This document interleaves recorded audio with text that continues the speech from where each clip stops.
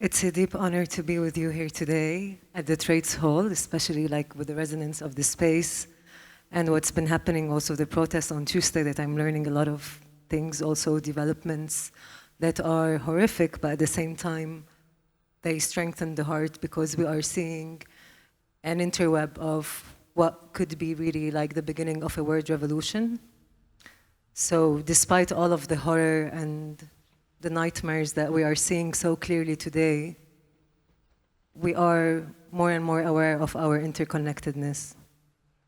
So thank you so much, Soft Center, for inviting me and for everyone for being present here today. These are some of the names for darkness in Arabic. I will now read them. اكفهرار, التباس, إبهام, إظلام, أسداف, أخباش, جنح, جهل. جهل is ignorance. حلوكة, خفاء. خفاء is a form of hiding. دجنة, دجى, دغش, دغيشة, دكنة, دماسة, دياجي, دياجير, ديجور, سدف, صدفة, سرية, سواد, شر. شر is evil. شع, which comes from the verb to shine. Darkness shines. ظلام, خريطة الظلام Cartography of Darkness. ظلماء, ظلمة, عتمة, عتمة, عتمة, عتمة, عتمة, عتمة, عتامة, عشاوة, عشواء, عشوة, أمن, غبش, غسق, غلس, غموض. غموض is mystery. غياهب, غيهبة, فحمة, كول, قطام, قطامة, قطمة, كآبة, depression. I come from a genealogy of seers, practitioners of divination. For millennia, we read and studied the stars and the vast vascular geography of each other's bodies. We are the friends of darkness, and we acknowledge it for mapping our ancestral light. In our transmillennial cosmology, two suns exist and are to be studied and honored and listened to in order to understand the temporalities of agriculture, the temporalities of writing, and the temporalities of multiplanetary revolution that you call weather, astrology, astronomy, counter space, outer space, inner space. We do acknowledge that since at the very least 6,500 years ago, that many suns exist in planes far from ours, yet our interconnected lives are vesseled by two. So in my indigenous Chaldean cosmology, we honor two suns, and they make up part of our everyday. And in our honoring, we also look and learn from so many planets and so many stars. The two suns that we honor are the sun of the day, which is the bioluminescent one. This is how it's called, the great luminescent, sometimes the luminescent of the body, which is the sun that most probably you would call the sun here. And the other sun, which we also honor every day, is called the black sun. And it is the sun of the night. And it is the sun that is mostly invisible, yet it is also the planet of the margins. It is the planet of Saturn.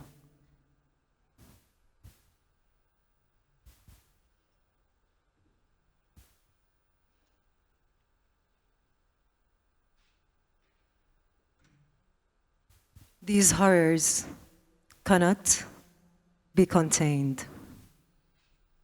While grappling with an exilic eruptive violence that is no longer slow, I shall begin with a threefold commemoration. This platform, Cartography of Darkness, خريطة الظلام, is humbly initiated in the mournful, loving memory of all of the victims of the Beirut port explosion. تفجير مرفأ بيروت. Those who left us in indelible loss and infinite rage, and all the injured who remained with us, many of whom with concealed wounds that were never located nor counted. I'm always thinking of you and the forthcoming generations. I wholeheartedly hope posterities won't be born like us into a toxic, explosive environment, بيئة متفجرة, and global economy of war that compel us to attempt to recuperate our lives every day. Often we wish to be invisible. Often we feel also quite invisible. The deeper I delved into this research, the less information I was able to find about the rapidly increasing multi-specific victims who fell and continue to fall in epistemological and neurotoxic amnesia from scores of deliberate and accidental detonations, as well as exposomes of anthropogenic ammonium compounds. I dedicate this research and this platform to your unnamed memory. This platform couldn't have comes to life and many deaths in honor of the nurturing legacy of ecotoxicologist, herbal pharmacologist, and environmental activist, Dr. Pierre Malichev, whose timely investigations have been generously and diligently guiding me and my environmental work in the last 10 years. These are some of the photos that Dr. Pierre Malichev has taken. I have found them in his domestic lab while conducting research about a toxic waste trade that was buried and is still partially buried next to my house, 3 minutes away. 3 minutes away in the missing mountain. I call it a missing mountain. It's a very active quarry. It's one of the biggest active quarries in Lebanon. We often forget that quarries are missing mountains, are places of forests. One of the main, most common words for forest in Arabic is ghaba. And ghaba also as a verb means to go absent. What goes absent in the forest? Is it the predominancy of our human language? Is it what we think we know of our line of thought? I will return to these images later. As first steps towards better understanding both of the short-term and long-term environmental impacts of ammonium nitrate, I found myself drawn to explore its manifold historical origins and intricate pathways of circulation. In this pursuit, it was crucial to retrace its origins to its naturally occurring form, previously known as nushadir in Arabic and sal ammoniac in Latin, ammonium chloride, meticulously examining its diverse historical applications and traits in the realms of alchemy and science. So just to brief you, the Beirut port explosion, when it happened on the 4th of August 2020, it was because 2,700 tons of ammonium nitrate exploded in hangar 12, the hangar at the Beirut port. And then this started like a whole series of stagnated and protracted investigations that are actually similar to what happened with the case of the toxic waste trade that is still buried in the missing mountain around my hometown. And through this, we hear the stories of many vessels and vessels that have gone mysterious under so many flags.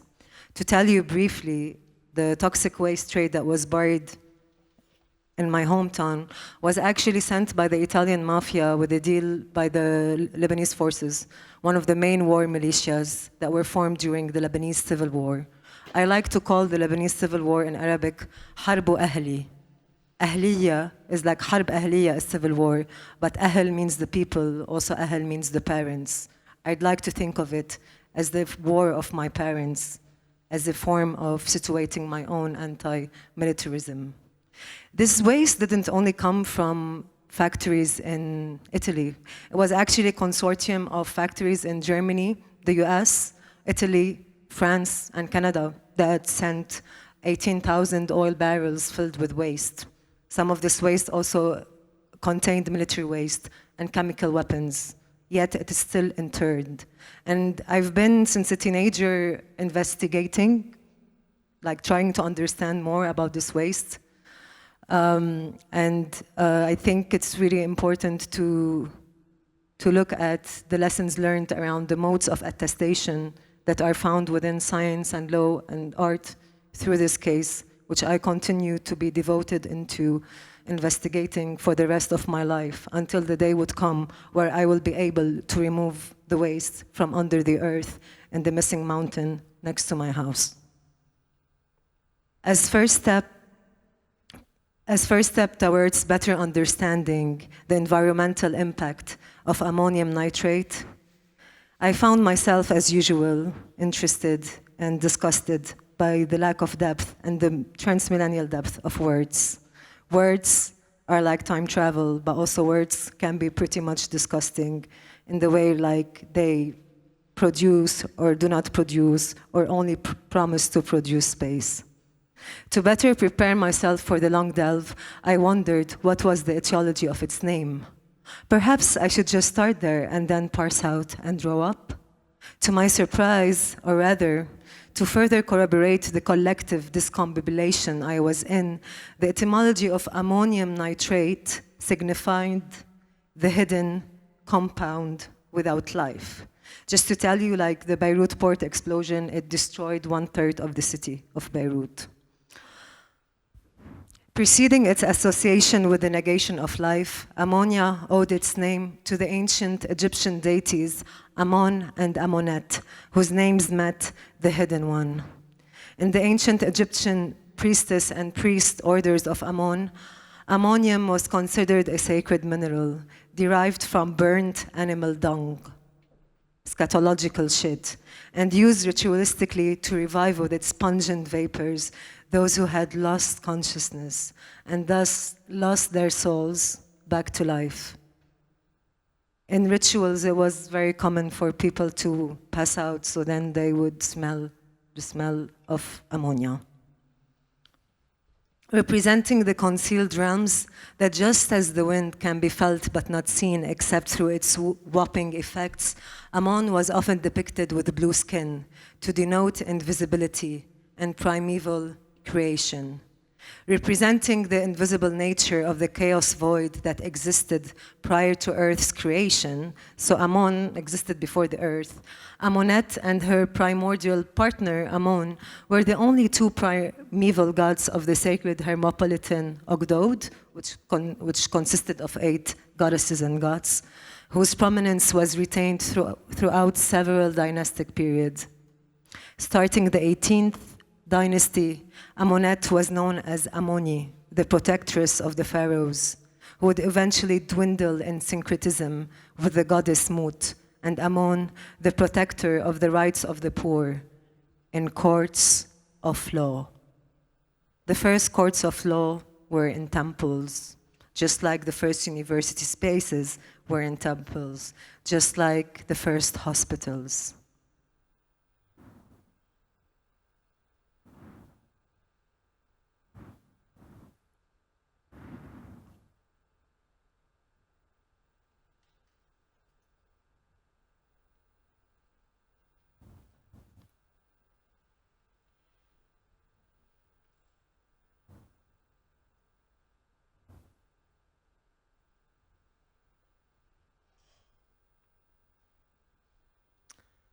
Ammon represented the planet Jupiter.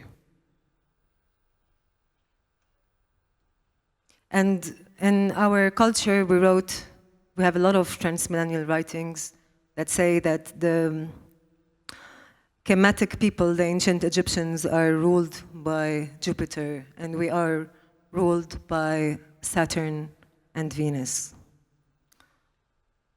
Sometimes also Saturn and his daughter, Mercury. Less than a century ago, in 1932, astronomer Rupert Wilde identified absorption bands of ammonia and methane within Jupiter's spectra.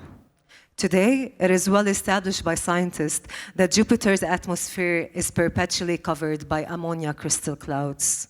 Forming swirling bands in the tropical region of its tropopause layer, Jupiter's clouds of ammonia might possibly also contain ammonium hydrosulfide, whose non-aqueous form is occasionally used on Earth for photographic processing, textile manufacturing, and applying patina to metal alloys. These tropical regions generate year-long storms and turbulence due to conflicting circulation patterns, with zonal jet streams reaching wind speeds of up to 100 meters per second.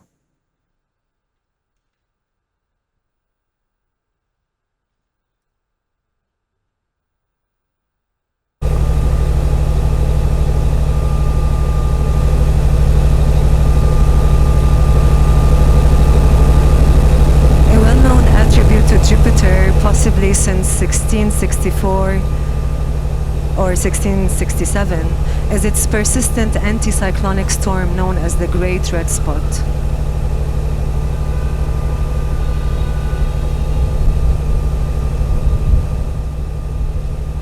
Ultraviolently irradiated acetylene and ammonia are thought to be the main drivers making up the Great Red Spot's crimson chromophore. This reddish storms produced by UV light interaction is the result of a process called photolysis, the decomposition or separation of molecules by the action of light.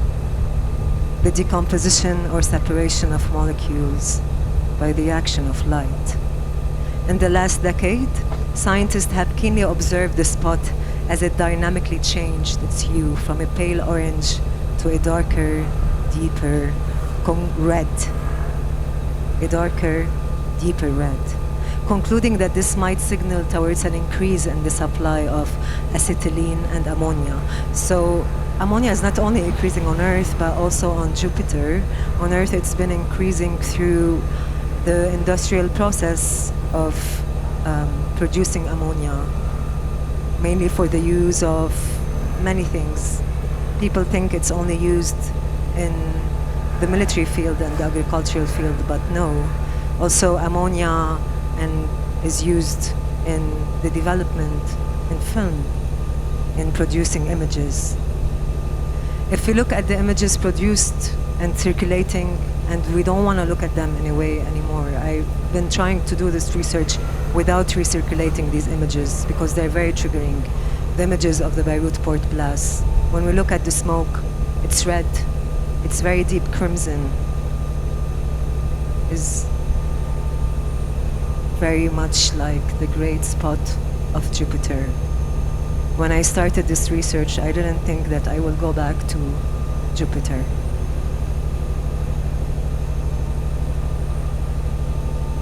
But what is the lifetime of this Rufus storm that has never ended since, at the very least, the time when we have visibly observed it? Jupiter is always stormy and storming, the indelible weather of geotrauma. How did the ancient Egyptians know that Jupiter had ammonia, and then we have this circulation of words transmillennially until today? It was around the oracular temple of Ammon, Jupiter, simply dubbed in Arabic as Ma'bad al-Tanabbu'at, the Temple of Prophecies, in the Siwa oasis of present-day Libya, that some of the earliest accounts of ammonia were noted down to us. Despite the multiple persecutions and fatalistic assaults that these transmillennial cultures went through, the fire temple in Persepolis remains standing today as a ruin witness to these adorable fire practices. But it wasn't used to make explosions. It was used for worship.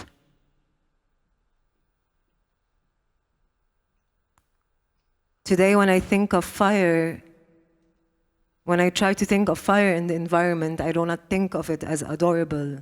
When I think of it inside of me, of course I remember its adorability, but when I think of fire, it's so atrocious. It's the opposite of the adorable.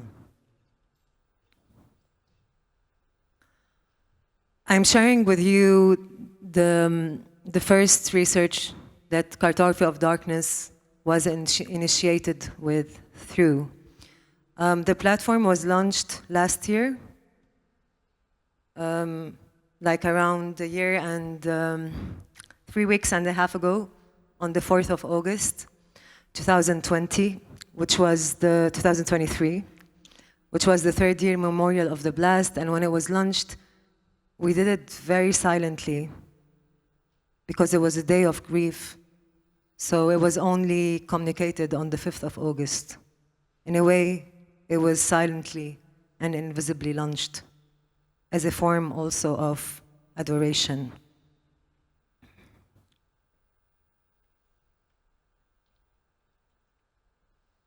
In the last century, which you also see on this map, the vast atmospheric emissions of anthropogenic ammonia have been leading to acidification and biodiversity loss.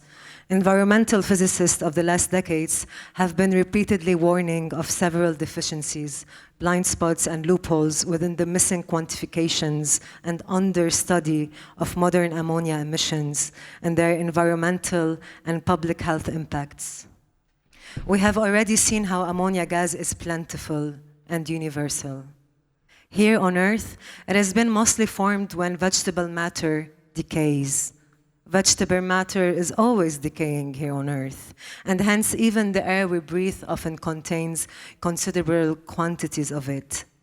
But how did we corrupt this ubiquitous gas into some sort of the most dangerous explosive compounds that weaponize the Earth and erode the soil and risk making our lives and crops monocultural? If you want to see the platform, you can just go to dark.society.systems. Throughout the 19th century, the demand for nitrates and ammonia for use as fertilizers and industrial feedstocks rapidly increased in Imperial Europe, whose primary supply relied on the extraction of nitre deposits and guano mining from Chile, Peru, and multiple islands in the Pacific. Many reserves were already mined to the brim by the end of the century, so imperial concerns arose about the insufficiency of existing reserve to meet future demands. So before we had energy wars, we had a history of shit that still continues within like extractivist practices. So during colonialism, basically there was, as I mentioned, like in Chile and Peru, there were guano, which is basically the shit of birds, and also like the carcasses and corpses of animals and bodies that have been for thousands of years dissolving and decaying. And guano is so rich with ammonia, so there was this whole trade of going to islands and extracting them. And I will talk in a bit about the labor practices of doing that, more like the slave labor of doing all of this, so that then they can be taken to Europe and used as fertilizers because of the aridity of the land in Europe.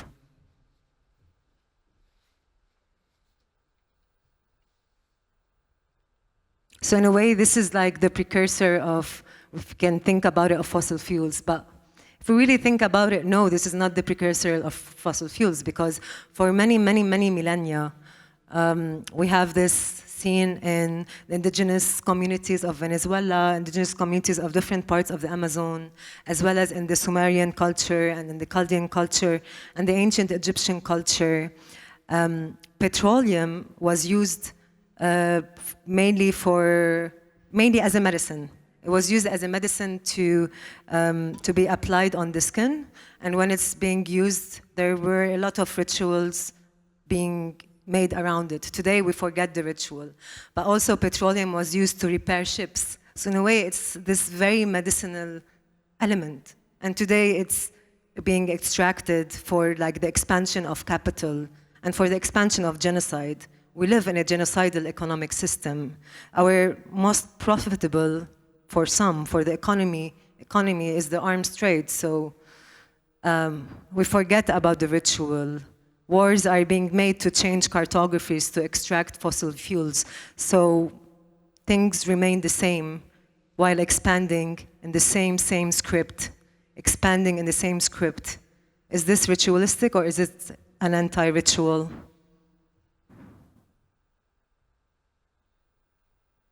Guano comes from the transmillennially accumulated excrement and remains of birds, bats, and seals. And it was ravenously valued as imported fertilizer in 19th century US and Europe. So just so you know, like there was this obsession with guano that in the 1870s, there was a whole scarcity around guano. It has been all mined and taken and stolen to Europe. The mining was carried through forced labor from hundreds of thousands of Abyayalan prisoners, enslaved and indentured workers from Hawaii and China. The massive extractive industry of shit reflects a lot of the duping violence of the European colonial project across the world. For instance, in 1852, a significant maritime mutiny occurred involving 400 indentured Chinese workers who rebelled against the captor Leslie Bryson, a Connecticut businessman and slave trader. Bryson had deceived these workers from mainland China, luring them under the pretext of opportunities in San Francisco. So they thought they were going to San Francisco, when in reality, their destination was the Guano Islands of Peru. All of this makes me wonder about the links between the global slave trade, the abolition of slavery, and the militarized development of industrial fertilizers. By the late 1870s, nearly all of the Chincha Islands guano was gone, and the seabird habitat was ruined by the mining operations. Fossil fuels have been for many millennia sacred before becoming very expensive and such a central element within the economy. If we come to think about it, it is very old life. It's ancient life that is also still powering this economy, but the sacred aspect of it is in a way denuded of the element. If we really think about it, and like this has been coming, like really going back into my mind through this work on Cartography of Darkness, fossil fuels are deeply alchemical substances. Methane gas, you know, natural gas. What is natural gas? It's just like bodies decomposing and then there is gas coming out of them because of the intensity of the decomposition. It's very alchemical, just like the history of ammonium nitrate, from solid to liquid, from gas to liquid, from liquid to gas, energy wars and energicide, ecocide, energicide.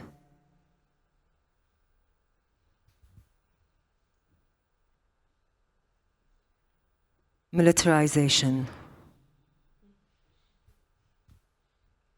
In 1909, German physical chemist Fritz Haber devised with his student Robert Le Rossignol an apparatus that uses osmium and uranium catalysts for the synthesis of ammonia from its elemental constituents, hydrogen and nitrogen, at a pressure of around 175 atmospheres at 550 Celsius.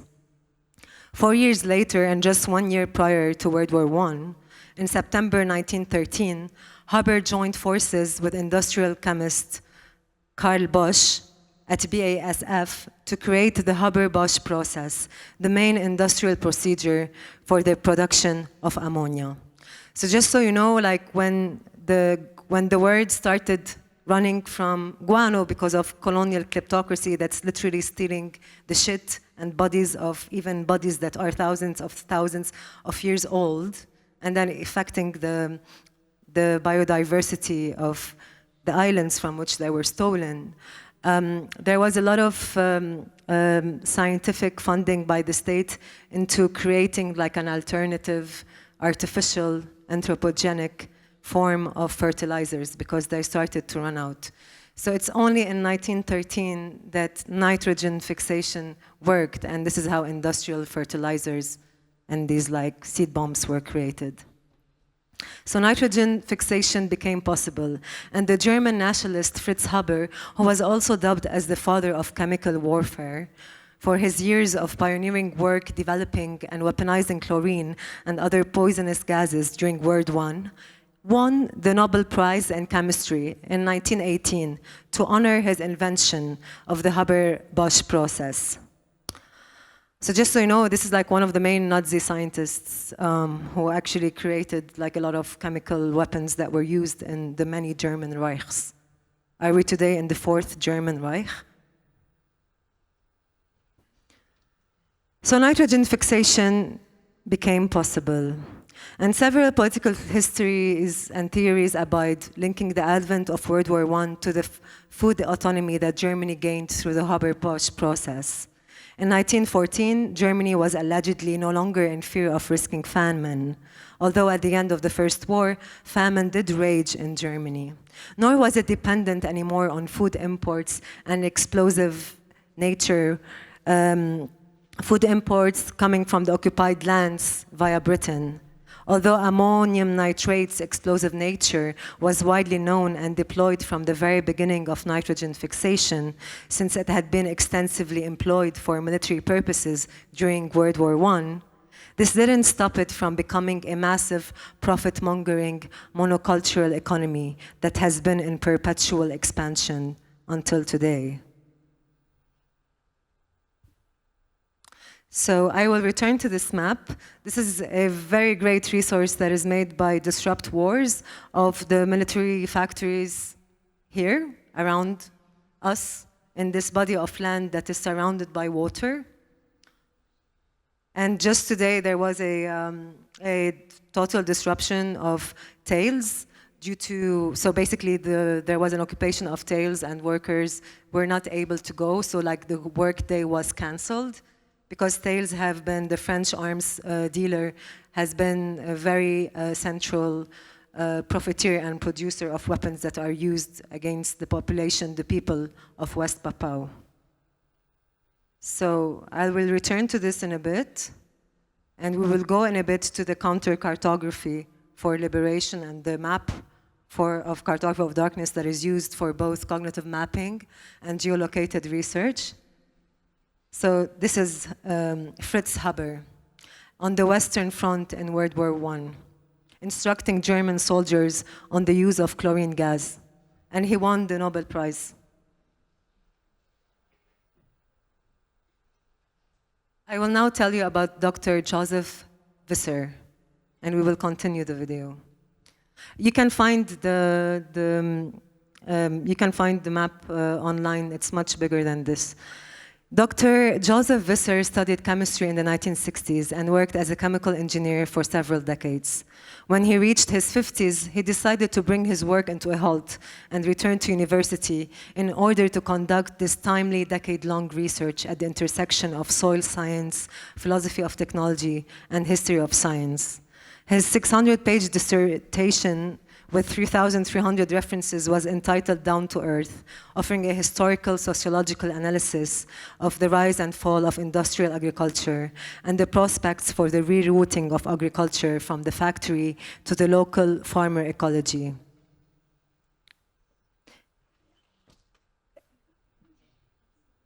In hopes of better understanding the possible environmental impacts of the Beirut port explosion, I reached out to him for an interview request in September 2020. Dr. Visser seems very warmly accommodating, and we share a brief email correspondence before our call. There were so many forgotten publications that your generation will have quite some work in bringing some order to it all. Maybe the most important conclusion from my research of many years is that the slogan, thanks to industrial fertilizer, we can feed the world, has no substance.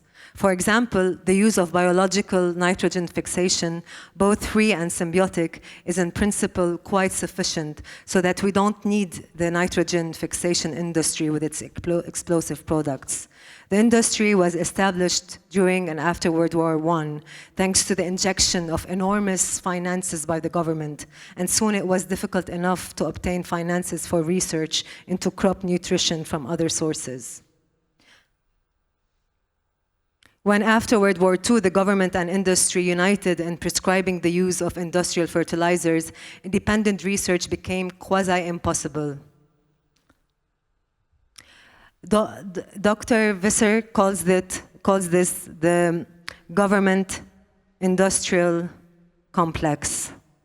When the Food Agriculture Department was made in the US, it never spoke to any farmers. It was made by basically industrial chemists. I call that the techno-military industrial academic complex. And he calls it the government industrial complex. And we both know well that we are speaking of the same ecocidal power of knowledge atrophy. He tells me, humility, what a researcher really needs is humility. And I can't agree more. I will now go into the map. If you'd like to go there too with me, it's dark.society.systems/map.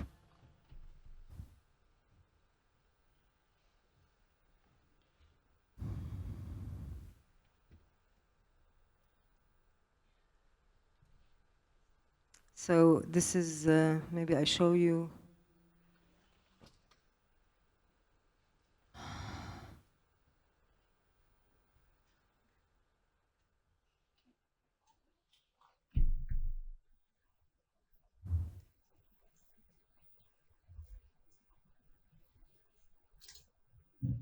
Yeah, I grew up here. Now, we go.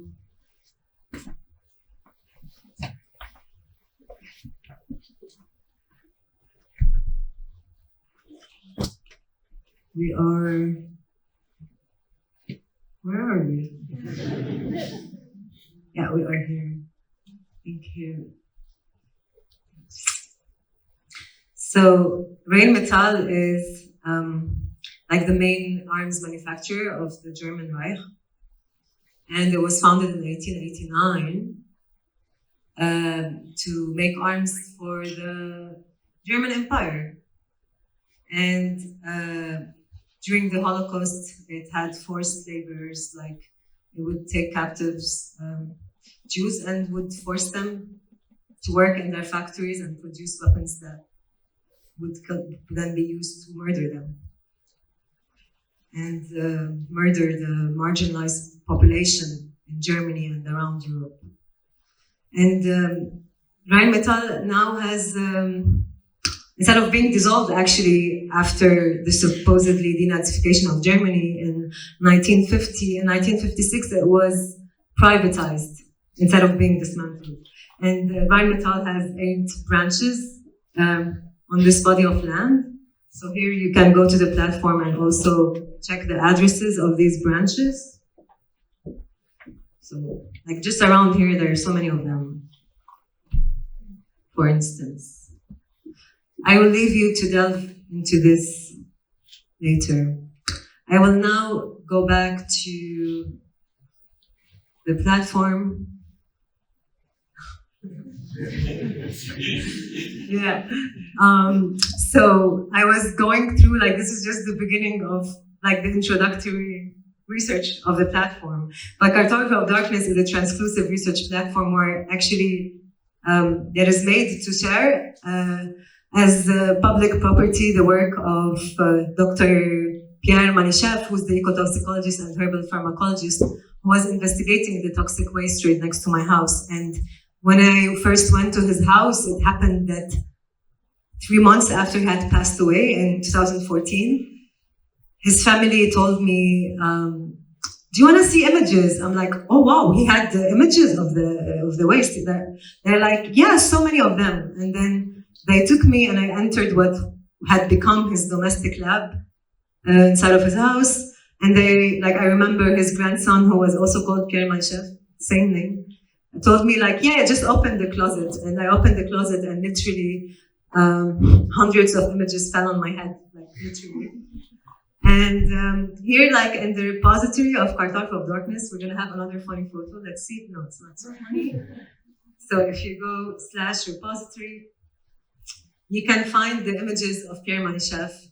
It took me 7 years to be able to convince his family to turn them into public property. So like the images, the photo that was there is him. This is actually like in the missing mountain next to my house. This is some of the barrels that had toxic waste. So the images are available here as public property. Finally, we're able to do the paperwork, and they can be used by anyone, really. It became, they're available for reuse and for research by other people. Sometimes one image takes years to be able to understand its context, so it's a constant research. Then, when the genocide in Gaza started in October, all of the focus of Cartography of Darkness was redirected towards Palestine because it was the most urgent, and also redirected in a way around our interconnected struggles.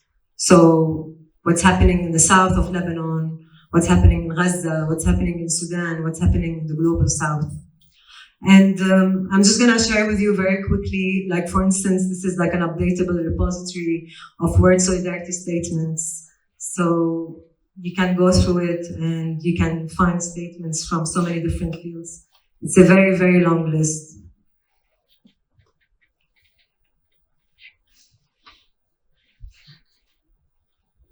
Yet this cannot be the limit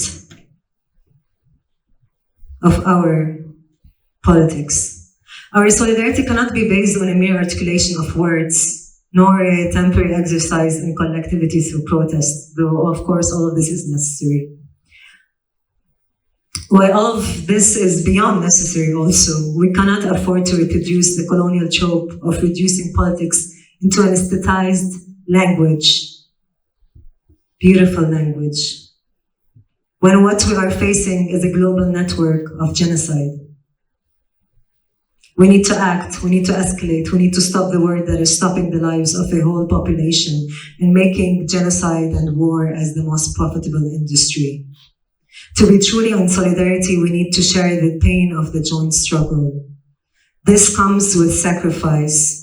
Life is unbearable knowing that our kins are undergoing genocide.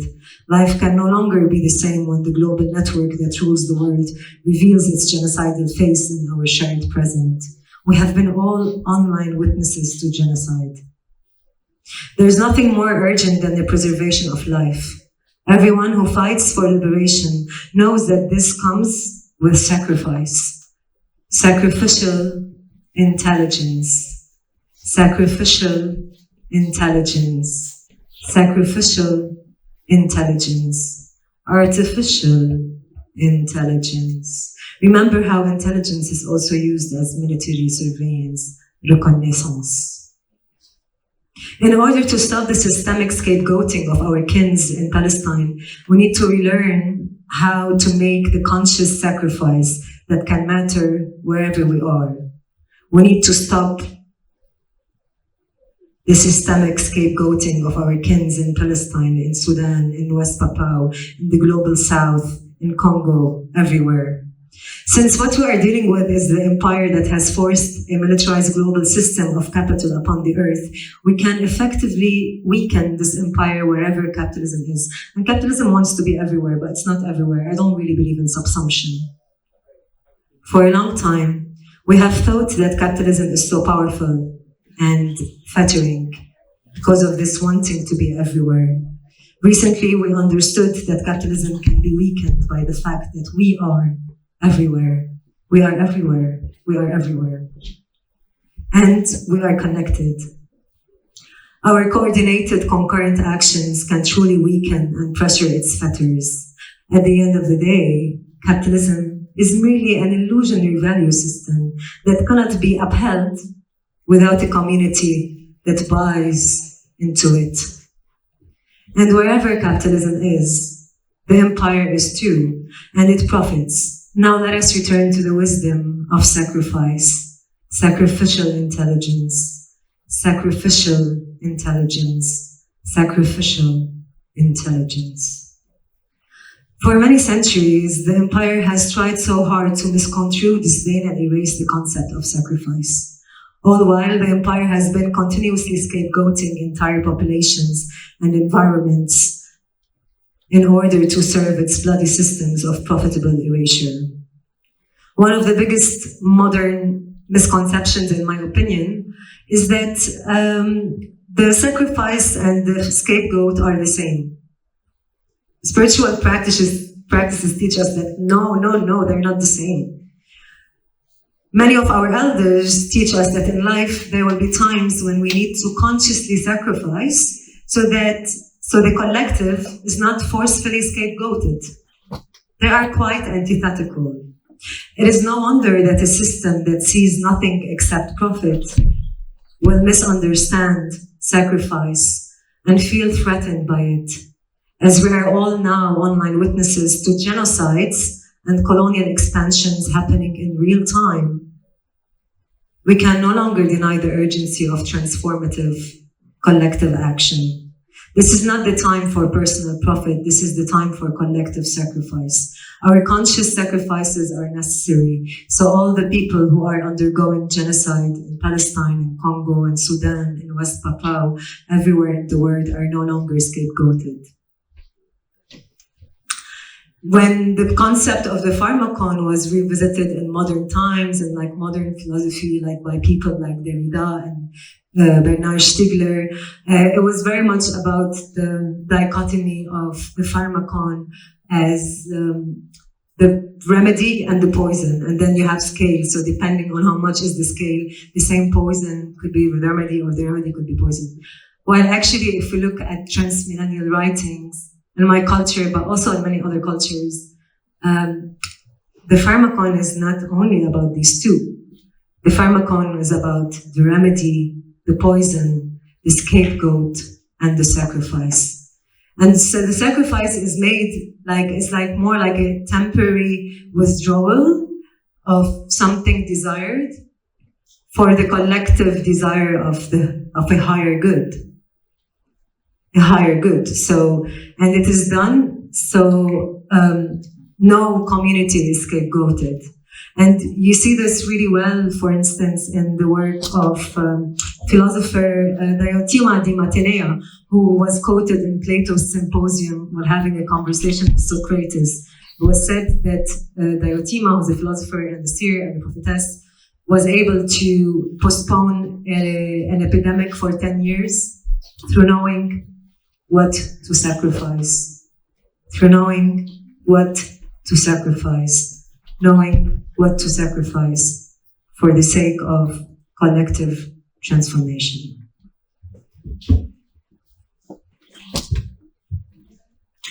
Any questions? I want to ask you, Jessica. I'm wondering, because you're presenting to people who aren't necessarily in the global south, and by creating a website, you're presenting to a kind of global sphere. I'm wondering how you feel about the stories that are so personal of yours coming to an audience that might not be involved with your geography, you know? Yeah. Thank you. Yeah, I actually timed myself and there was 5 minutes left for questions, so thank you for also making time now. So the struggles that I face in the Global South and in my own situatedness come from a global economy of war and a global economy of waste. And I think that people here would be also familiar with this. For instance, like the great red spot of Jupiter would be super mnemonic, and when I'm presenting it in Lebanon, people immediately remember the smoke. So I sometimes have to explain, but I think actually all of this is happening because of a enforced global economy and globalization. And also Lebanon is a place where you also have had a lot of anti-colonial movements, but also you have also colonial movements that are enabled by locals, and like the case of the toxic waste trade. So. I think, I don't know, I would imagine that it's quite, yeah, it's all interconnected also even here.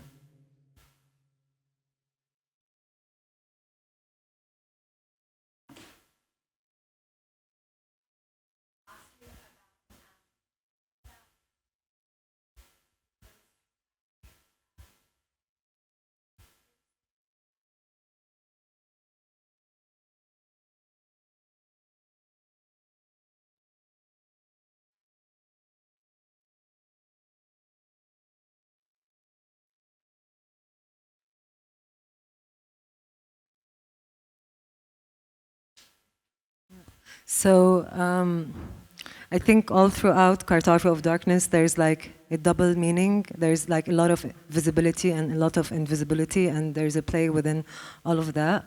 So like in many places on the platform, you have like, it's framed as a counter-cartography of liberation. But also Cartography of Darkness is like, how can you map that which you do not see? But also if you see in other contributions, there's also a lot of contributions by scientists to the platform, and there's a proposition, like editorial proposition that I've been making around how like we are entering a new age also within knowledge production, where we have the myth of the European scientific revolution being made through the Enlightenment, which is very much kleptocratic. It's like stealing light, but also in a way enforcing a certain ignorance on other people. Like if we look at the major scientific discoveries in the last century, it's like, you know, the dark microbiome, which is like 99.9%, dark matter, dark energy. There's like also darkness is very common, but also like in many cases darkness is part of life, but it could be both like the absence of light or the presence of a light that we cannot see. So in a way, there's this like double voice with like Cartography of Darkness. So, and you find this all throughout, but like for instance, like the essay I was partially, like I presented the beginning of, is also for me like a form of cartography, but it's a counter-cartography. It's cognitive mapping of certain genealogies that are not usually visible.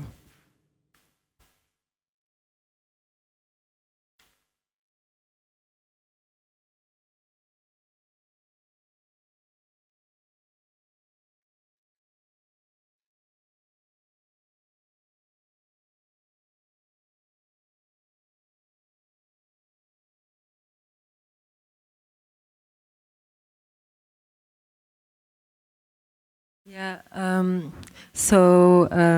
feel one of the things that I wished I spoke about is that this is like the platform is made for me to share what I found about the toxic waste trade, and that I know in a way I'm always, like there are things that I know also within the research I cannot share now, because if I share now I would get killed, basically.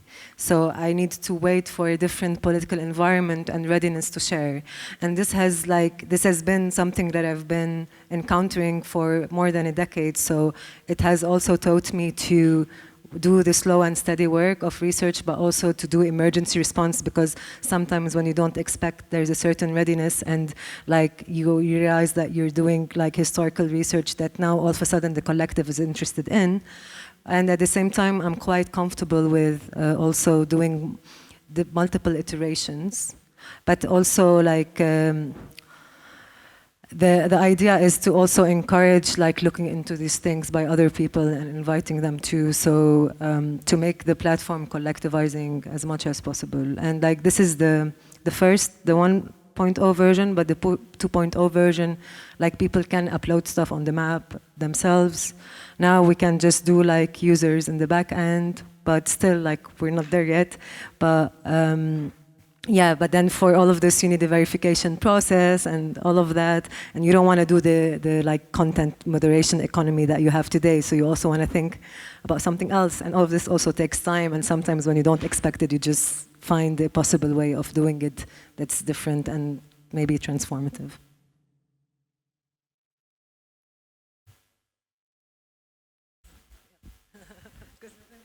Just a simple question, but do you see music as a medium of cartography, and as an extension of that, how will your performance tomorrow night kind of relate to what you talked about today? Yeah, definitely. So the sound that I played was actually the sound of electricity generators, like private electricity generators in Beirut. And for instance, like I grew up on the sound, and I've been using it for like 8 years to make electronic music, like from the sound of like, because also the electricity cuts for me are very much a sign of a continuously militarized space. And within the platform, you have also some like different contributions. I've invited an amazing Lebanese sound artist called Omar Aitani also like to do a walkthrough with their sound of the electric generators. I also wrote about his work within that around thinking about the infrastructural score of the city. And you know, this is also found on the map. So in a way it is also mapping, but I also feel that in a very, very uncanny and mysterious way, music has the power to also like remind us of universes to come and spaces that we don't really know that we know and that are beyond our comprehension, and also of times. Sometimes we make music of a time that we're not so familiar with, but then we discover later that, oh, this is a thing. This beat has been circulating for long, you know, and it just happened. So I really feel like music very humbly produces and challenges the materiality of space. So I think it's all super, super related. And it's also this invisible force again, which could be made visible in different ways, but still it's uncontainable. So it's, of course, very connected. And usually like when I'm doing lectures, I use a lot, often play with multiplicity of voices and vocally process my voice and vocode. But in a way, I felt like lately I've been feeling as a form of grief, I just want to use my voice as it is.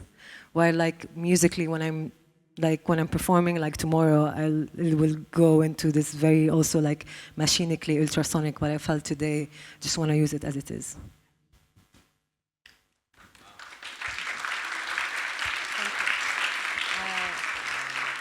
There's one question, but was there one more question? Yeah, we'll take that.